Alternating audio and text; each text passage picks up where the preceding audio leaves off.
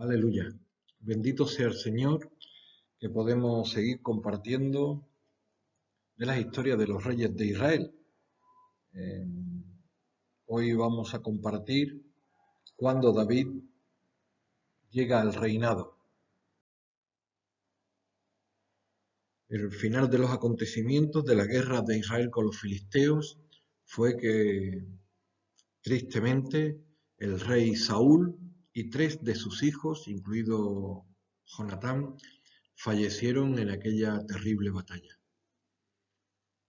Fue comunicado esto a David y a todo el pueblo, lógicamente, y David se entristeció mucho y escribe una endecha muy bonita en el capítulo 1 del segundo libro de Samuel sobre el rey y especialmente también sobre su amigo Jonatán.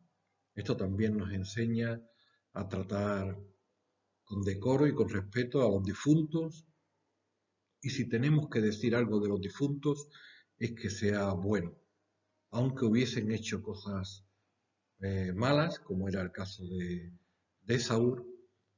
David, una vez fallecido, ya no las menta, ya no las cita, sino que solamente recuerda aquellos hechos dignos de nombrar. Ya la historia y ya el Señor pondrá a cada uno en su debido sitio.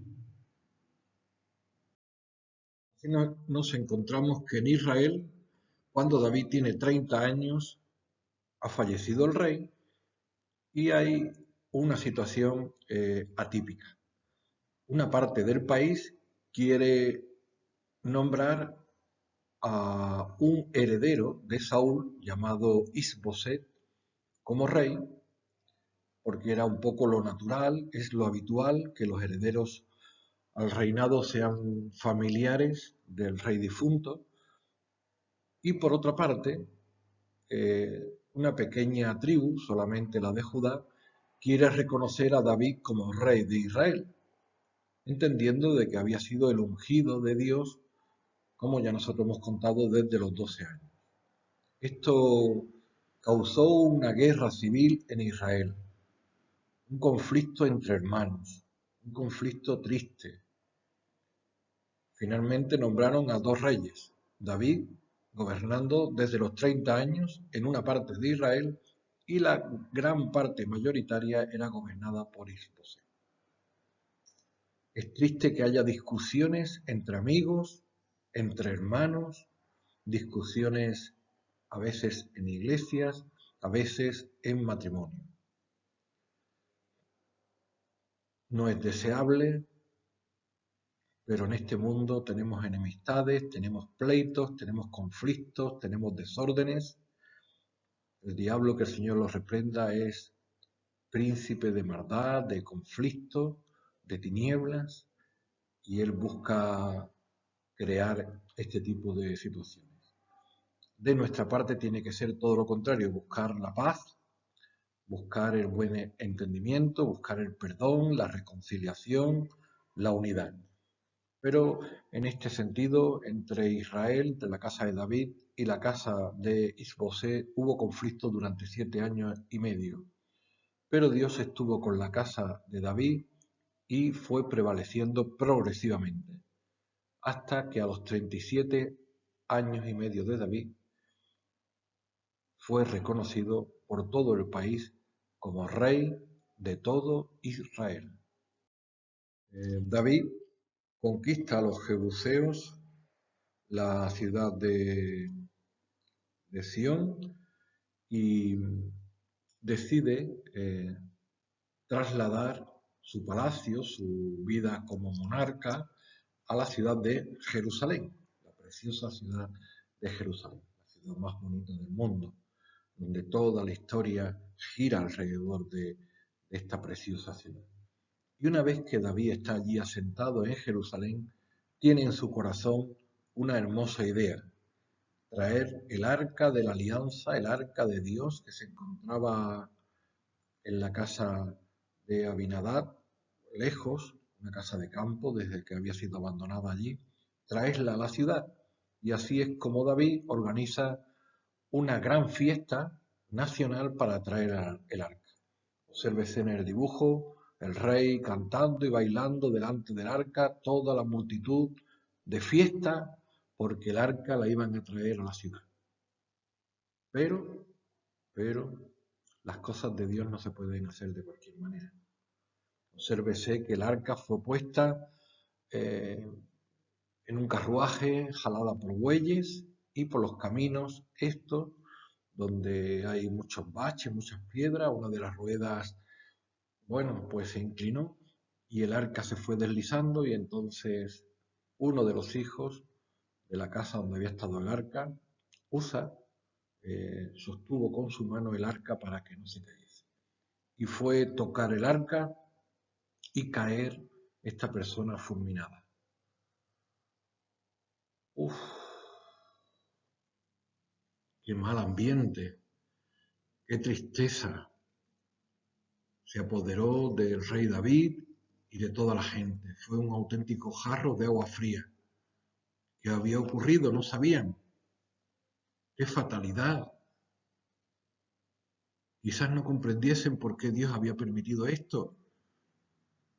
David lo único que supo hacer en esa embarazosa situación fue dejar el arca en casa de un tal Obed Edom y se marcharon cada uno a su casa y David a su palacio. Considerando con el tiempo la situación y la experiencia, David buscó las escrituras y se dio cuenta de su grave error. Las cosas del Señor no se pueden hacer como a nosotros bien nos parezca, aunque tengamos la mejor de las intenciones. Las escrituras en el libro de Levítico describen muy bien y muy claramente cómo el arca tenía que ser trasladada. No se podía tocar, solamente la tenían que llevar los levitas y sobre sus hombros con unas varas que, que insertaban por unas anillas que tenían el arca para no ser tocada. Finalmente, el Señor le concede una segunda oportunidad a David, como nos concede segundas oportunidades a todos nosotros cuando nos deslizamos. Bueno, es práctica habitual del Señor conceder segundas oportunidades.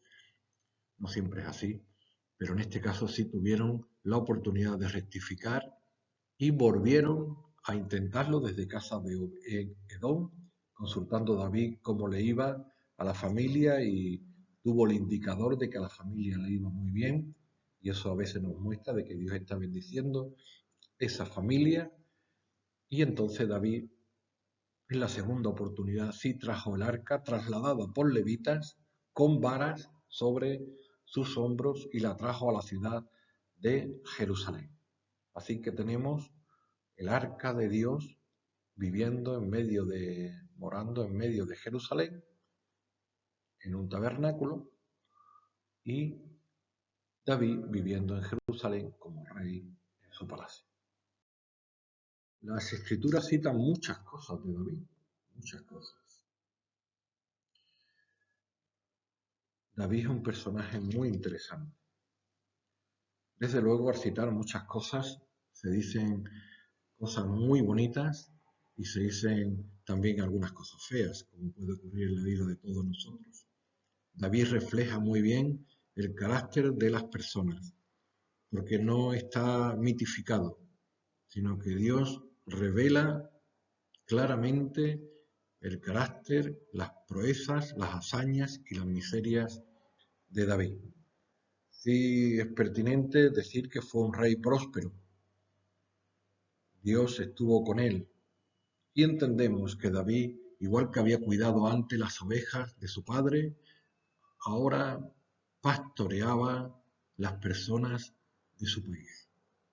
Como gran cuidador, aprendiz del gran pastor y obispo de las ovejas, él se esmeraba en cuidar de las personas que tenían hambre, de los huérfanos, de las personas viudas, de las personas en privación y en marginación, una persona con un corazón conforme al corazón de Dios. Destaca de David su tiempo devocional, su tiempo de oración, sus canciones.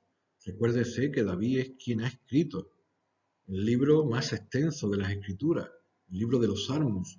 Muchos de los salmos fueron escritos por David cuando era adolescente, cuando era joven, cuando era adulto. Ahora, siendo rey, David también escribe muchos salmos expresando su experiencia. David tiene en su corazón siempre agradar y honrar a Dios. Y él en una de las oraciones le presenta a Dios de que no ve normal que él viva en un palacio y que el arca de Dios more en una tienda de tela, en un tabernáculo. Que le agradaría hacer una casa de piedra, lo que se llama un templo, para que el arca de Dios morase en ese templo. Dios, por medio del profeta, le hace saber a David que la idea que ha tenido a Dios le agrada, le parece una idea muy, muy buena, pero que el templo no lo va a construir David, sino que vaya preparando todos los materiales, piedras, maderas, orfebrería, etcétera, y que sería uno de sus hijos, a la postre sería Salomón, quien se encargaría de este gran proyecto de construcción del templo. Pero Dios le hace dos promesas también a David. Le dice que si sus hijos son fieles, obedientes, leales al Señor, el Señor les mantendría como reyes de Israel. Y si no, pues los desecharía como ha desechado la casa de Saúl. Pero también le hace una promesa más allá. El Señor le dice que uno de sus descendientes, de su linaje, sería quien sería el Mesías, quien tendría un trono eterno. Por eso una de las expresiones mesiánicas más populares es hijo de David. De hecho, cuando habla la genealogía de Jesús, dice Jesús, hijo de David. Esto significa que era un tataranieto de David. Pero lo importante, lo que destaca es que Jesús no sería un rey de la Israel terrenal, sino que sería un rey con un trono eterno del pueblo de Dios celestial.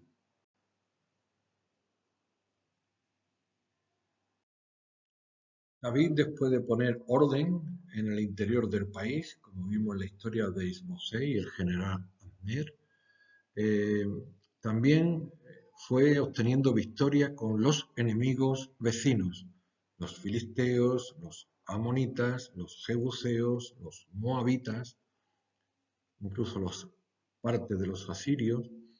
El Señor le fue dando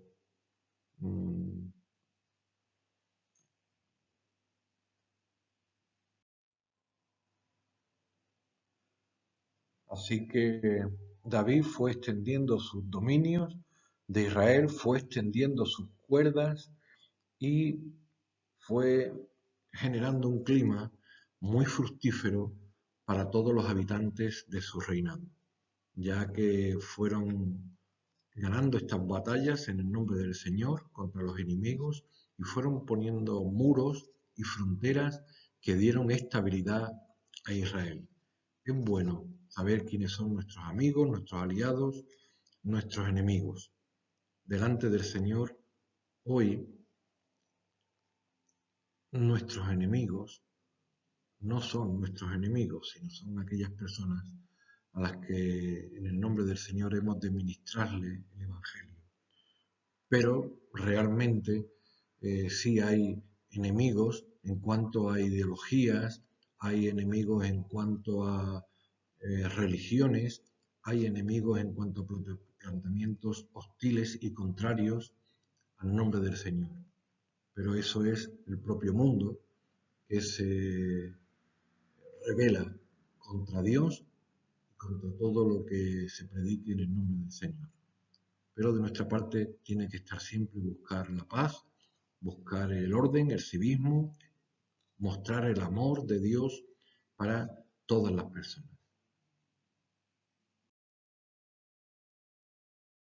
El capítulo 9 del segundo libro de Samuel describe una historia preciosa del rey David, cuando pregunta a su oficial Siba: oye, de la casa de Saúl no quedó nadie.